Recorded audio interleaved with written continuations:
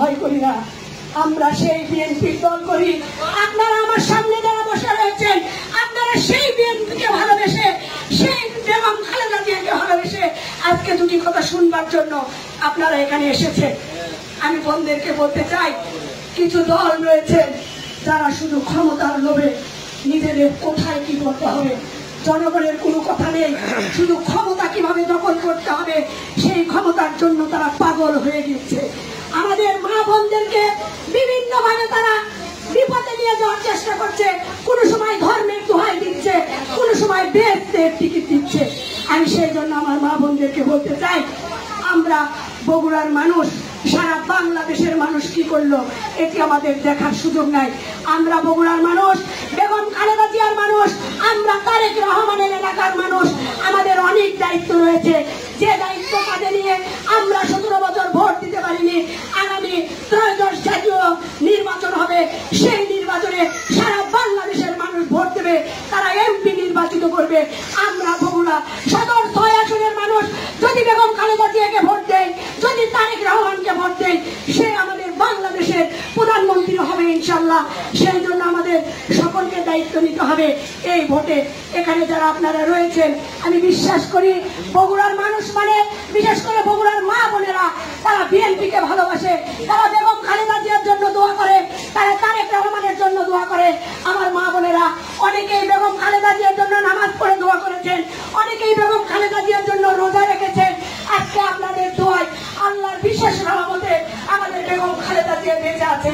আমাদের সন্তান যারা তারেক রহমান সুস্থ আছে, সেজন্য আমি আপনাদেরকে বিনীতভাবে অনুরোধ করব,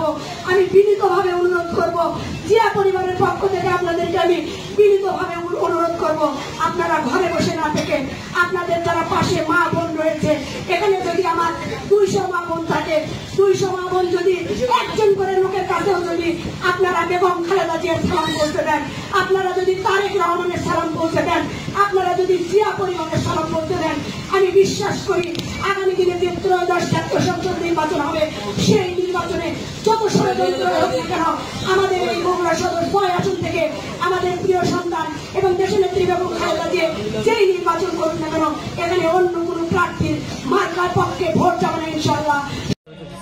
মা বোন, মারা আছে, বোনরা আছে,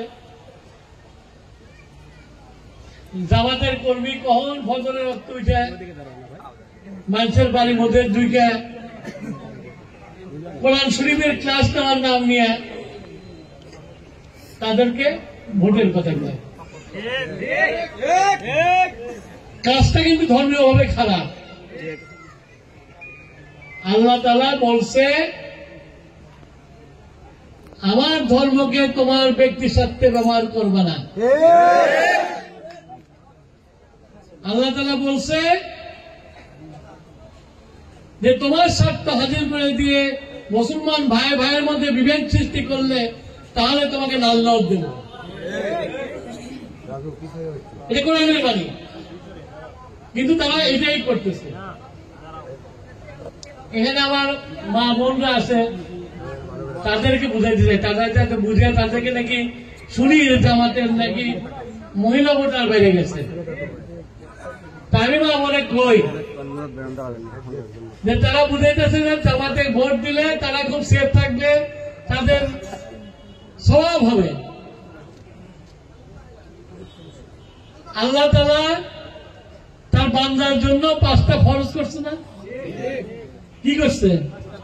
নামাজ, রোজা, হজ, যাকাত, আর কি? হ্যাঁ, কালেমা। তো এইটা যদি জামাত করে যায় তাহলে তোমরা বেঁচতে যেতে পারবা? হ্যাঁ, তোমারটা তোমার দেওয়া লাগবে, আল্লাহর খাতায় লেখা হবে। তো জামাত এসে কইলো যে বেচতে হবে, আমরাই ভালো, ওরা ভালো কিভাবে হয়? ওরা ভালো কিভাবে হয়? কারণ ওরা ধর্মকে নিজের স্বার্থে ব্যবহার করতেছে।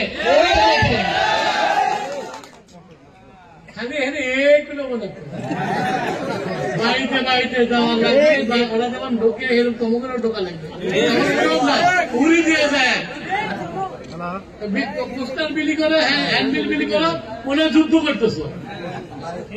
মানুষের মাথায় হাত বুলায় 17 বছর ভোট করতে পারো নাই, 17 বছর কষ্ট করছো, 17 বছর পলায় থাকছো, 17 বছর আড়া নাই যায় নাই পলায় থাকছো, পুলিশের নির্যাতন সহ্য করছো। এখন ভোট আসছে, এখনো যদি নিজের খাবার যদি মালিক দিয়ে দাও আমার কিছু করার নাই, কিন্তু এর চেয়ে বড় দুঃখ আর কিছু থাকবে না। সুতরাং এই যে তোমাদের ডাকছি, এই কারণে ডাকছি যে তোমরা যাও, মানুষের কাছে যাও, দুর্ব্যবহার করো না, মানুষের সাথে ভালো ব্যবহার করে কষ্ট করছো, যুদ্ধ করছো, হাসিনার পতন করাইছো, কিন্তু মানুষ আশা করে 17 বছরে আওয়ামী লীগ যেটা করছে, আওয়ামী লীগের কর্মীরাই বাজারে এসে যা করছে, হাটে যে যা করছে, আপনারা যদি তাই করেন তাহলে মানুষ কিন্তু সন্তুষ্ট হবে না। আপনাদেরকে নম্র হতে হবে,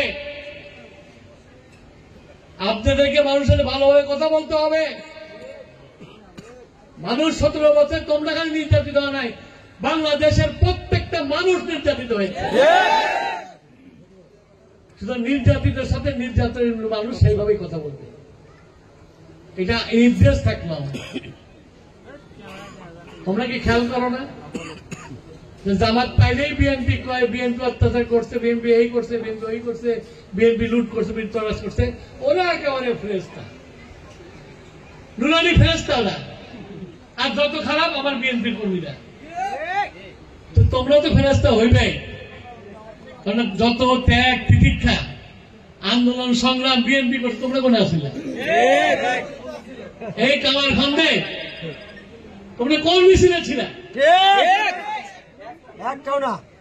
তাহলে পরে তোমরা কও যে এরকম ব্যাপার যে তোমরাই ভালো, আমরা ভালো না। আবার দেখলাম ইদানিং জামাত পাওয়া শুরু করছে যে আওয়ামী লীগের ভোট আমরা পাবো।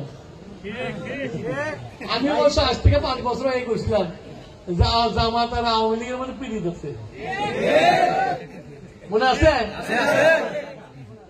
সেই জন্য কইছিলাম যে জামাত বিএনপি কেউ না, কও যে আওয়ামী জামাত কও, মনে আছে? এই নিয়ে তো আমার 23 মিনিট দিচ্ছে একবার সবাই, আমার চাকরি যাইছে না